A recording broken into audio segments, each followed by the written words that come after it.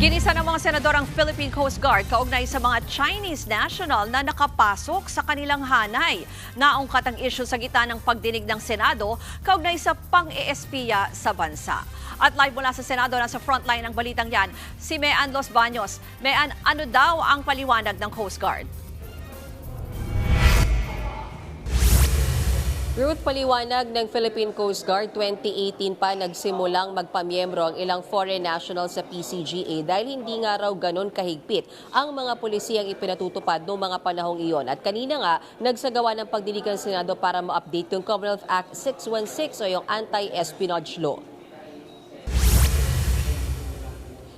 Noong nakaraang taon kasi ay may na-delist sa PCGA na 36 Chinese nationals at nitong nakaraang linggo lang may na-delist ulit na Chinese businessman na si Joseph C. na natanggap din na miyembro ng PCGA at naging honorary commodore pa. Paliwanag naman ng PCG, mas sinihigpitan na nila ngayon ang kanilang vetting process para sa mga gusto magpamiyembro ng PCGA. Pero tanong ng mga senador, paano nga ba nakapasok sa PCGA ang mga Chinese nationals? Ayon sa Philippine Coast Guard Auxiliary, dati raw kasi silang wala namang nakikitang sa pagpapamiyembro ng mga foreign nationals sa ating PCGA. Pero ngayon, mas nagiging maingat na raw ang Coast Guard dahil sa creeping intrusion sa ating security infrastructure. Isa pang tanong ng mga senador, Ruth, ano ba mismo ang ginagawa ng mga miyembro ng Philippine Coast Guard Auxiliary? Pero sabi ni ng PCG, Social Civic Organization lamang daw ito. Wala silang security clearance at hindi sila binibigyan ng kapangyarihan na makaalam sa mga security functions ng mismong Philippine Coast Guard. Tumutulong lamang daw ang mga miyembro nito dahil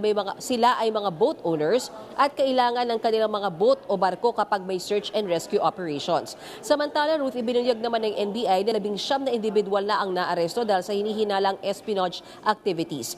13 dyan ang Chinese, 5 ang Pinoy at 1 Cambodian. Sabi ng NBI, dapat daw tignan ang posibilidad na maparasahan din ang mga asawang Pilipino na nagpapagamit sa isang foreign threat actor.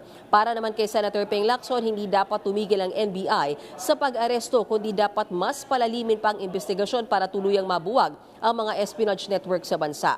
Habang hiniling naman ni Senator Raffy Tulfo na tutukan ang mga vloggers at influencers na ginagamit di umano ng China para sirain o siraan ang Pilipinas sa social media. Ruth, giit ni Senator Jinggoy Estrada, napakahalaga na maipasa itong batas, itong new anti-espionage law sa gitna nga ng matinding mga banta sa ating pambansang seguridad. Magkakaroon muli ng isa pang hearing kaugnay nito kung saan iimbitahan ng mga heads ng mga bawat departamento. Ruth? Yan po ang Express Report ni Mean Los Baños. Mga kapatid, Ruth Cabalco, para sa mabilis na pasada ng mga balitang dapat niyong malaman, mag-follow at mag-subscribe sa social media pages ng News 5.